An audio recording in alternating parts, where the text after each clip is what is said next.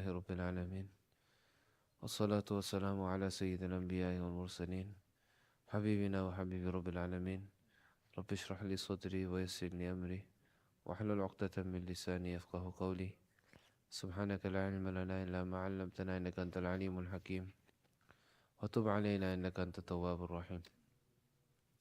Yesterday we talked about what to do at a time of conflict with a friend, and we also spoke about fulfilling the needs of others and giving that priority over nawafil and voluntary worship. Now we come to the next point, number 31. ومن حق الأخ على الأخ إذا وقع في حقه بشيء وبلغه أن يبادر إلى الاستغفار. Another right is that if a person infringes on the rights of their brother in any way, and this becomes known to his brother, that he should quickly go to seek forgiveness to him, وَإِلَى كَشْفِ الرَّأْسِ, and he should remove his head covering, وَإِطْرَاقِهِ الْأَرْضِ, and lower his head to the ground, وَالْوُقُوفُ عِنْدَ النِّعَالِ, and stand by his brother's sandals. All of these are gestures of humility.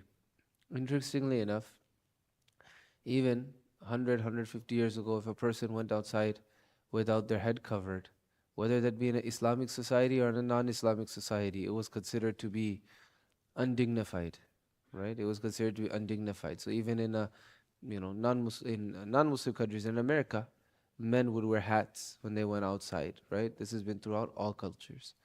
That's why, for example, if you look in Hanafi fiqh books, even now, it says to pray salah with the head uncovered is makruh, right? It's makruh. So over here, these things that he's mentioning, though, are based on the culture of the time. All of these things are considered to be disgraceful to someone. So for example, if you hurt your brother's feelings, then you will take off your head covering. Why? Because it's considered something that's demeaning to you, meaning you're showing your humility in front of them. And, lowering your head and standing by their sandals, these are all considered things that were demeaning to a person at that time. So you're doing them to yourself to show the regret that you have for what was done. وإظهار الندم على ما وقع منه في حق أخيه, and openly express his regret for that which occurred to him, that which occurred to his brother because of him. ويديم ذلك إلى أن يرحمه أخوه, and he will continue this until his brother has mercy on him and forgives him. ثم إن لم يرحمه, and if he does not forgive him, رجع على نفسه باللوم, he will blame himself. واعترف بأنه ظالم, and acknowledge the fact that he has wronged his brother. وقل من يفعل ذلك, and very few people act in this manner.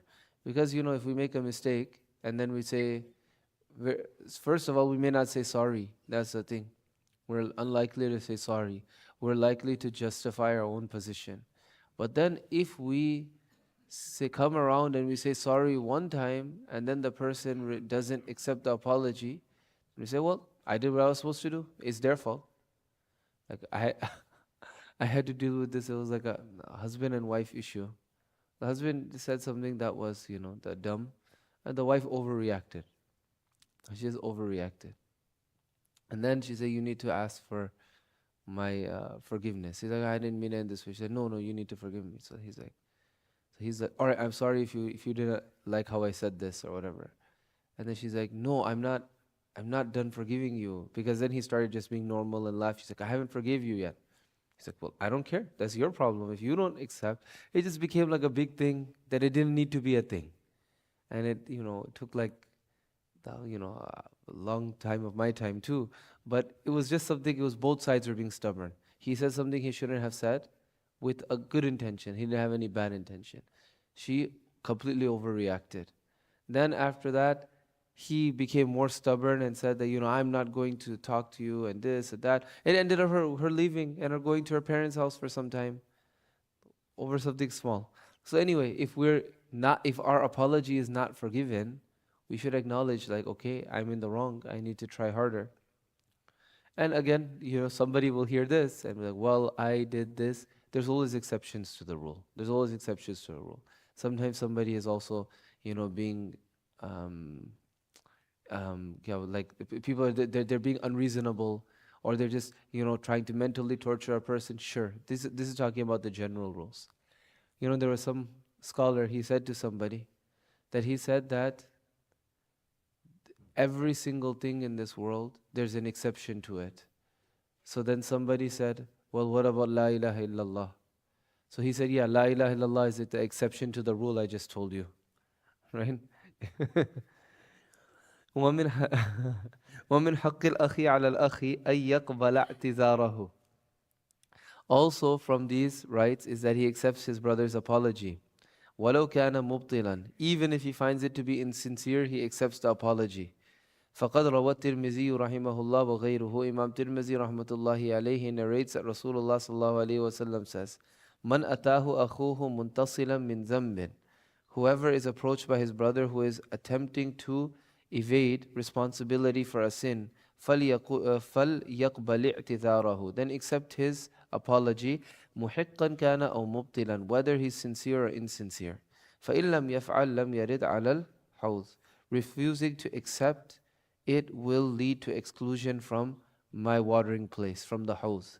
This is narrated by Imam Hakim in his Mustadrak, and Imam Tirmidhi. See, is there any other point that they make about it?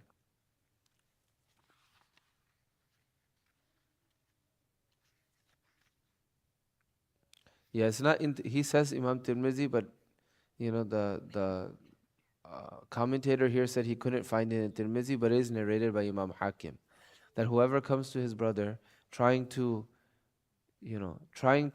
basically apologize, then accept whatever excuse he gives, whether it seems sincere or not. So Rasulullah sallallahu alaihi wasallam, after the battle of Tabuk, when the people came to him, Rasulullah sallallahu alaihi wasallam, he just let them all go. سيحلفون بالله لكم إذا انقلبتم إليهم لتعرضوا عنهم فأعرضوا عنهم.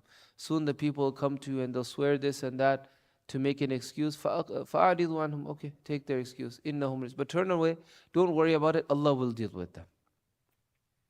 وفي معنى ذلك, related to this, a poet has said, اقبل معاذير من يأتيك معتذرا إن بر عندك فيما قال أو فجرا. Accept the apology of the one who comes seeking pardon, whether in sincerity or whether it's a plot of theirs. فقد أطاعك من يرضيك ظاهره وقد أجلك من يعصيك مستترا. Because the one who outwardly pleases you has obeyed, and the one who disobeys you in secret has honored. وأنشدوا قيل لي قد أساء إليك فلان ومقام الفتى على الذل عار. I was told that so and so has insulted you, and enduring such humiliation for youth is disgraceful. قلت قد أتى وأحدث عذرا دية الذنب عندنا الاعتذار. I responded, he came and he sought forgiveness. For us, diya means the blood money, right? The blood money, or the qisas, or the penalty for a sin, for a mistake, is to seek apology, and he sought apology. وأنشدوا إذا اعترض الصديق إليك يوما فجاوز عن مساويه الكثيرة.